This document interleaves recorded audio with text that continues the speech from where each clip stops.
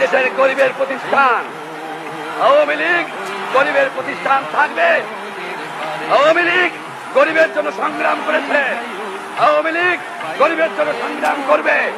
1949 থেকে 1969 মাত্র 2 দশকে তীব্র সাম্প্রদায়িকতা মারিয়ে দলের ব্যাপক ভিত্তিক অসাম্প্রদায়িক ভিত গড়া খুব কি সহজ কাজ ছিল? আমার ধর্ম আমার কাছে, তোমার ধর্ম তোমার কাছে, আছে না? কুলাল কাফিরুনা লা আবুদু মা তা'বুদুনা ওয়া লা আনতুম তা'বুদুনা মা আবুদ ওয়া লা না'বুদু মা বাদতু ওয়া লা আনতুম তা'বুদুনা মা আবুদ লাকুম দীনুকুম ওয়ালিয়া দীন। তোমার ধর্ম তোমার কাছে, আমার ধর্ম আমার কাছে। এইটাই হলো ধর্ম নিরপেক্ষ রাষ্ট্র। লাখো কর্মীর কঠোর আত্মত্যাগ, রক্ত, শ্রম আর ঘামে বাংলাকে অন্যতম রাষ্ট্রভাষা প্রতিষ্ঠিত করে নির্বাচন লড়ে যুক্তভাবে দলকে দুবার ক্ষমতায় নিয়ে যাওয়া খুব কি সহজ কাজ ছিল? এবং এতে অনেক রক্ত আমাদের হয়েছে, অনেক কষ্ট করতে হয়েছে, অনেক বছরের পর বছর অনেক হাজার হাজার আমাদের কর্মীদের কারাবরণ করতে হয়েছে।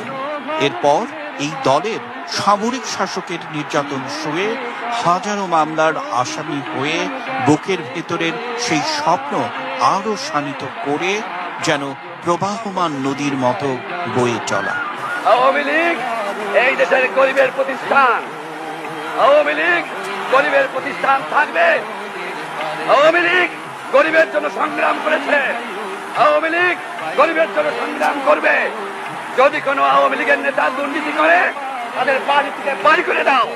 এবার একদিকে রাষ্ট্র, অপরদিকে শেখ মুজিবুর রহমান ও তার নিষিদ্ধ আওয়ামী লীগ।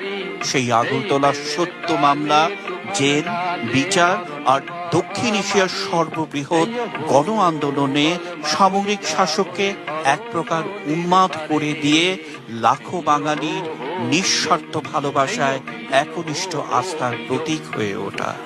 নির্বাচনে মাত্র 17 দিনের প্রচারণায় 2টি ছাড়া সকল আসনে জিতে দলের নেতা বাংলাদেশের একমাত্র নেতা হয়ে বলছেন, I can die for them and they can die for me because I am fighting for their cause and I want that 70 million people of my Bangladesh should be emancipated.